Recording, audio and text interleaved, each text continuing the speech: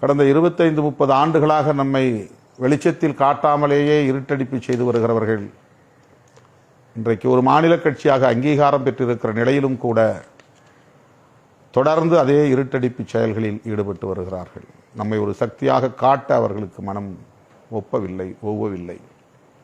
மதுரையிலே நடைபெற்ற மோடி பக்தர்களின் மாநாடு,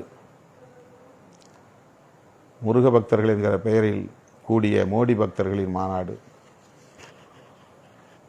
தமிழ்நாட்டின் எல்லா மாவட்டங்களில் இருந்தும் பிஜேபி RSSகாரர்களை கொண்டு வந்து குவித்து,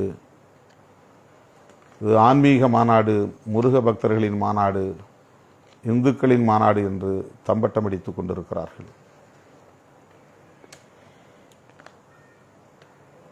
நாளேடுகள் மட்டுமின்றி சமூக ஊடகங்களும் சேட்டலைட் தொலைக்காட்சிகளும் இதற்கு மிகப்பெரிய அளவிலே முக்கியத்துவம் கொடுத்து தொடங்குவதற்கு முன்பே உதாகரப்படுத்தி நடந்து கொண்டிருக்கிற போதே அதனை எந்த அளவுக்கு ஊதிப்பெருக்க முடியுமோ அந்த அளவுக்கு ஊதிப்பெருக்கி பூத கண்ணாடியால் பிரம்மாண்டமாக காட்டிக் கொண்டிருக்கிறார்கள். ஆனால் நம்முடைய பேரணிக்கு உள்ளே ஏதோ ஒரு பக்கத்தில் 3 கால செய்தி, அவ்வளவுதான்.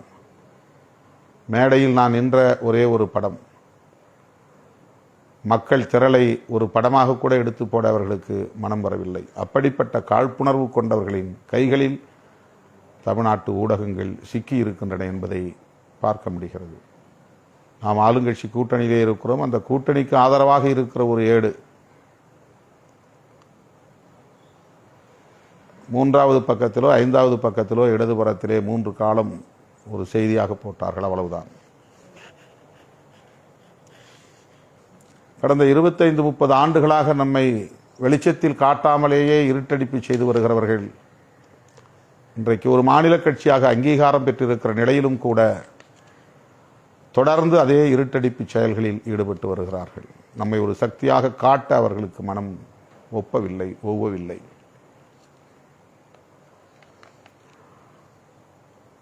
செய்திகளை உடனுக்குடன் தெரிந்து கொள்ள கீழ்கண்ட கேபிள் மற்றும் DTH நெட்வொர்க்குகளில் எம்நாடு செய்தி தொலைக்காட்சியை காணுங்கள். பாதகம் செய்பவரை கண்டால் நாம் பயம் கொள்ளலாகாது பாப்பா. மோதி மிதித்துவிடு பாப்பா, அவர் முகத்தில் உமிழ்ந்துவிடு பாப்பா. அண்மை செய்திகளை உடனுக்குடன் தெரிந்து கொள்ள இணைந்திருங்கள் எம்நாடு தொலைக்காட்சியுடன்.